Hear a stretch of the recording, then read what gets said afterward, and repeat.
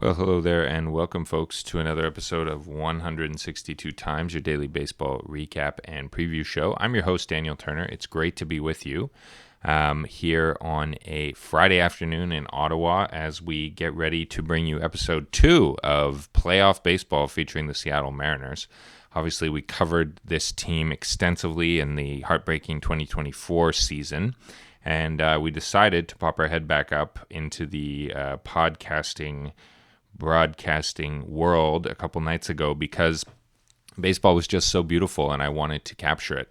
So I did my first playoff preview show in advance of Game 4 of the series between the Mariners and the Blue Jays, and that was after the Mariners had won the first two games on the road in Toronto, and then Seattle had lost at home in Game 3 quite badly to the Blue Jays to make it 2-1 in the series.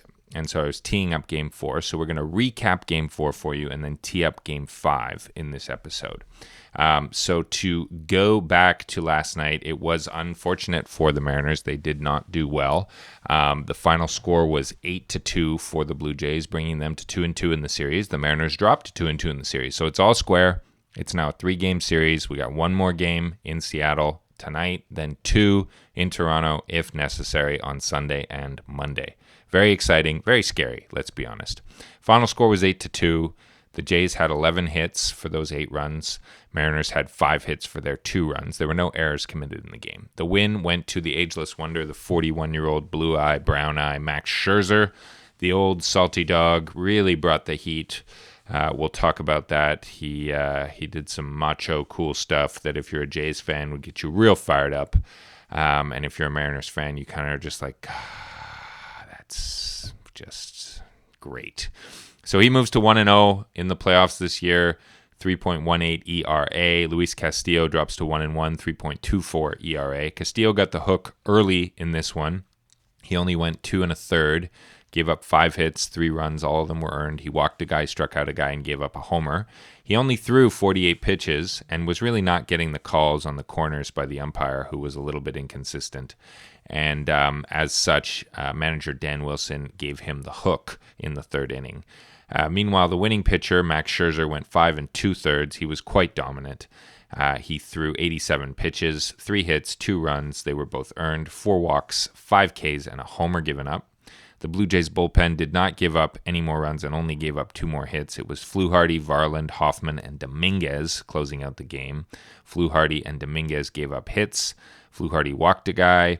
Hoffman struck out 2. Dominguez struck out 1. Overall, Blue Jay pitching struck out 8 Mariners and gave up 5 walks. On the other side, for the Mariners, it was Gabe Spire taking over from Castillo in the 3rd. He went 1 1/3, gave up 2 hits, 2 runs, which were both earned. Walked a guy, struck out 2. Then Brash and Vargas did an inning and a third and an inning respectively, giving up only 1 hit, striking out and walking none. Edward Bazardo came in, pitched an inning, gave up 1 hit, 1 run. It was a solo homer to Vladdy. He also struck out 2. Emerson Hancock then pitched the final 2 innings, giving up 2 hits, 2 earned runs, 2 walks, and 2 strikeouts. So 7 strikeouts overall on the night from M's pitching to go against 4 walks. This game was played in front of 46,981 absolute legends in Seattle, though by the end of the game, with the score in doubt for the away team, the Canadians who'd made the trip south across the border and down I-5 into Seattle were heard on the broadcast with their "Let's Go Blue Jays" chants. And as a Mariners fan, it's just the special kind of hell that we're used to. So here we go, stomachs in knots. Butterflies have all but been eradicated by the bad vibes. And we're just going to hope that things get a little better in Game 5. But before we do that, we'll recap the scoring from last night. So much like the previous 2 games, the Mariners got out to a hot start. An early home run, this time by Josh Naylor. His second of the playoffs, made it 1-0 in the bottom of the second. And you're thinking, okay, we're doing all right. But top of 3, after Castillo got a couple outs, Isaiah Kiner-Falefa got a sneaky little sort of double down the right field, down the third base line. Winds up on second, And then the next batter is Andres Jimenez, who started the Jays rally in game 3, and he did it again. He hit another 2-run homer. That made it 2-1, and it's such an emotional lift for a team when your little guy who bats ninth and is mostly a good glove in the infield comes through with these big RBIs. So they were fired up after that with a 2-1 lead. The bases were then loaded when Spire came in. He walked Dalton Varsho, the first batter he faced, and that allowed Nathan Lucas to come in. So that made it 3-1 after 3. But Spire did well. It was actually good to keep it close. But then top 4, the next inning, which he continued to pitch, Springer doubled and scored Kiner Falefa again. So that made it 4-1. And then a wild pitch by Matt Brash, who came into the game, allowed George Springer to score from third, making it 5-1.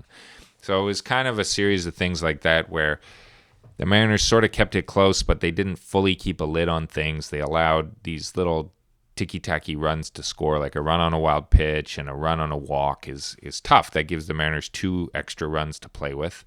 Bottom of 6, signs of life from the Mariners. Eugenio Suarez finally woke up from a deep slumber and dropped a line drive single into right, which allowed Jorge Polanco to score. But Josh Naylor was gunned down at third by Addison Barger, who's playing right field tonight for the first time in a few months. And the Bellevue, Washington native, who plays really well in front of his, like the people he grew up with, I guess, threw a great throw and nabbed Naylor at third. So that snuffed out the rally. But it was 5-2 at that point. However, in the top of the 7th, the very next inning, Vladdy hit a solo shot to right center field, made it 6-2. Vladdy has woken up and is now really good. So that's something the Mariners need to watch out for, because when the 3-hitter in the Jays lineup is mashing, they are a dangerous team. And in the top of the 8th, Andres Jimenez just put more salt in the wound by a 2-run single that he hit hard up the middle when the defense was playing in, and it went off the pitcher's glove and into center field, and the way the ball kind of slowed down, it allowed the speedy Miles Straw to also score from second, because they had second and third at that point. So that was just the icing on the cake, really. And I mean, good for Andres Jimenez. He put up a 4 RBI night. A couple observations. One is that the Mariners need to get the bottom of their order going. Arozarena, Raleigh, and Julio and Polanco are generally doing pretty good. Suarez and Naylor have been contributing at times, but then 7, 8, 9 in the order, whether it's Canzone or Robles or Crawford or Leo Rivas, as it was last night, or Mitch Garver's pinch hit in those spots a few times, haven't really been producing the way that we would like them to be producing, or at least on par with the Blue Jays. So that's making it, like I said, just feel kind of like a relentless attack from the Blue Jays, whereas like the Mariners don't. In the last 2 games, they haven't had that punch back from the bottom of the order, which you need to win playoff games. It's the foot soldier type guys at the bottom of the order who give you those surprising RBIs and base hits that you need. And the Mariners had that against the Tigers. And in the first part of this series, they had that too. But they need that. Manager Dan Wilson, as I mentioned, gave the hook to Castillo early in the game after only 48 pitches. And then he used his high leverage arms right away. So he used Spire and Brash. And I think what he was trying to do was basically say, okay, we're going to stop this rally right now, and then we'll battle back on offense, which is an interesting strategy. Maybe it would have worked. In game 3, he left Kirby in because his pitch count was low, even though he was getting hit. And Kirby ate a lot of innings, but he wasn't able to keep the score low enough that the offense could come back. So I think Dan tried a different thing tonight, and maybe he's also thinking that Castillo will be needed out of the bullpen later in the series, like he came out of the bullpen in Game 5 against the Tigers. So perhaps that was his thinking. Castillo was done dirty by the umps a couple times. I'm not saying it didn't happen to the Jays too. Like the umpiring last night was a little inconsistent, but that's the way it goes. Just looking at a couple people's lines from last night, like Randy leading off did not have a good game. He struck out twice. He was 0 for 4. Julio struck out 3 times. He was 0 for 3. Cal was 0 for 3. At least he had a walk. Josh Naylor was really the only guy on offense who did anything. He was 3 for 3 with a run, an RBI, and a walk. So excellent in front of the Mississauga faithful, if you will. The Jays side, I mean, they had 11 hits. So Guerrero had a good night, 2 for 5 with a rib. Clement, 2 for 5 with a run. Kiner Falefa, 2 for 3 with 2 runs. Jimenez, 2 for 3 with 1 run and 4 ribbies. So the 8-9 hitter for the Blue Jays just killed the Mariners last night, which is really tough to watch. But anyway, onwards and upwards. The series is tied. It's a 3-game series now. The Mariners have to decide if they're willing to fight back or if they're going to go gentle into that good night, and we'll find out tonight. As a fan, I really want to see them win this game. They've never in their history gotten to more than 2 games within the World Series. And so, I talk about these things sometimes, and it's like, am I voicing them into the universe and causing harm to my guys? I don't know. I'm just voicing them into the universe, so that's the way it is. While we're transitioning over to look at the game score, I'll note that in the National League, the Dodgers took a 3-0 stranglehold with a 3-1 win over the Brewers last night. So they look pretty much like they are going to advance to the World Series. I'm not sure if a team has ever come back from a 3-0 hole other than the 2004 Boston Red Sox. So I just don't think the Brewers have it in them to do it, but it would be good if they were able to at least salvage a win. But because the Brewers were the 1 seed in the NL, they're playing these 3 games that they have to win on the road at Dodger Stadium in Chavez Ravine. So that's going to be really hard for them. The Mariners need to therefore take advantage of the fact that tonight they are playing at T-Mobile at home in front of their great crowd. It'll be a 6:08 Eastern start here on October 17th, 2025. The starting pitchers, what a matchup. It's going to be Bryce Miller, Big Tex, the right-hander, number 50. He's 1-0 in the playoffs after his outstanding short rest start in Game 1 of this series, which he won by a 3-1 score. His ERA is 2.61. He's got 5 Ks.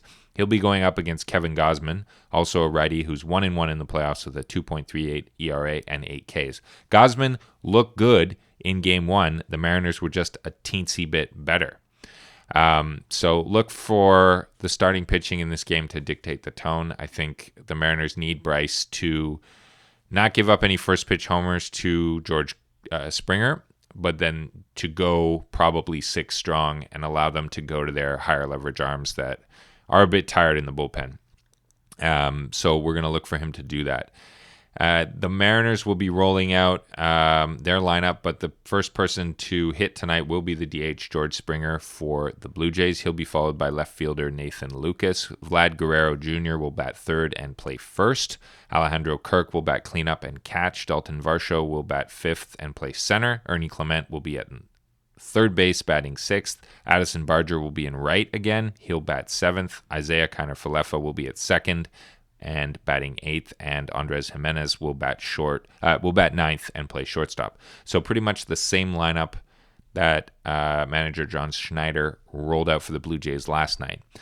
They'll be facing, and Gausman will be facing, Julio Rodriguez leading off, playing center field. So that's a change. Randy Arozarena has moved down the order.